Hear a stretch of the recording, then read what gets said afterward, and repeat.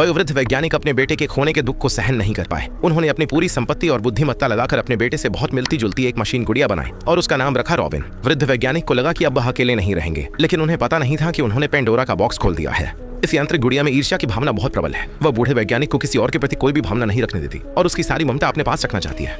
बूढ़े वैज्ञानिक ने एक प्यारी बिल्ली पाल रखी थी जिसे उसके साथ खेलना बहुत पसंद था। उसकी तरफ देखकर बूढ़े वैज्ञानिक मुस्कान से भर जाते और अपनी जेब से कुछ स्नैक्स निकालकर उसे देते। यह बस इतना छोटा सा काम था जिससे मशीन वावा भयानक ईर्ष्या करने लगी। रात को नौकरानी ने बिल्ली के लिए रात का खाना तैयार किया, लेकिन वह कहीं भी नहीं दिखी। उसने घर में हर जगह खोजा और अंत में जमीन पर खून का एक धब्बा देखा। ऊपर नजर डालते ही नौकरानी चौंक गई। बिल्ली को निर्दयता से मारकर लटका दिया गया था। मैकेनिकल गुड़िया के हाथों पर खून लगा था। बूढ़े वैज्ञानिक को पहले से ही जवाब पता था, लेकिन उसने बात को टालने का निर्णय लिया और रॉबिन के साथ रहना जारी रखा। कुछ ही समय बाद उसका भतीजा माइक उससे मिलने आया और कहा कि वह उसके घर में कुछ दिन रहना चाहता है। बूढ़े वैज्ञानिक बहुत खुश हुए और उत्साह से उन्हें अपने घर में लेकर आए। माइक जैसे ही बैठा, उसे पीछे से अजीब आवाजें सुनाई दी। खिड़की के शीशे से देखने पर उसने देखा कि यह एक विचित्र मशीन वावा। माइक को यह बहुत अजीब लगा और उसने तय किया कि वह जाकर देखे। उसने दरवाजा खोला, लेकिन वह तुरंत गायब हो गया। रात के खाने के बाद उसने देखा कि वह वावा फायरप्लेस के सामने बैठा था, तो उसने पूछा कि यह क्या चीज है। बुजुर्ग वैज्ञानिक बेहद उत्साहित थे। गर्व से उन्होंने उन्हें अपनी कृति का परिचय दिया और इसे अपना सबसे वफादार साथी कहा। लेकिन नौकरानी इस मशीन वाले खिलौने से बहुत डरती थी। उसने कहा कि रॉबिन सिर्फ एक साधारण यांत्रिक उत्पाद नहीं है, इसके पास कुछ अजीब सी ताकत भी है। उन्हें सुलाने के बाद नौकरानी घर लौटने की तैयारी कर रही थी। तभी गोदाम से अजीब आवाजें आने लगी। उसने सोचा कि कोई चोर घुस आया है, इसलिए उसने आत्मरक्षा के लिए एक हथौड़ा उठा लिया। लेकिन हर जगह खोजने के बाद भी उसे कोई संदिग्ध चीज नहीं मिली।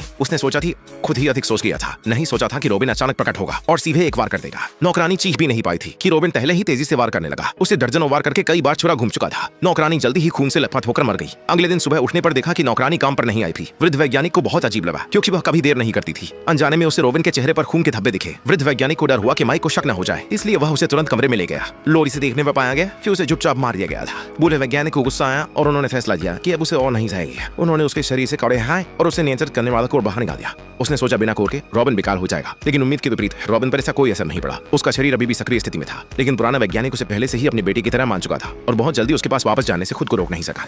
लेकिन रॉबिन कमरे में नहीं था, बल्कि खुद आईने के सामने चला गया। उसकी हरकतें भी हमेशा की तरह ही थीं। पुराने वैज्ञानिक ने सोचा कि किसी ने उसके कोर को वापस लगा दिया है, लेकिन वहां कुछ भी नहीं था। तो फिर रॉबिन कैसे चल रहा था? पुराना वैज्ञानिक पूरी तरह से उलझन में था। कई दिन और रातों के बाद आखिरकार उसने समझ गया। उसका मानना था कि उसका बेटा वास्तव में मरा नहीं है। उसकी आत्मा इस समय रॉबिन के अंदर निवास कर रही है और किसी अन्य रूप में उसके साथ रह रही है। यह सच में बेहद विचित्र था। माइक ने इस रहस्य की तह तक जाने का फैसला किया।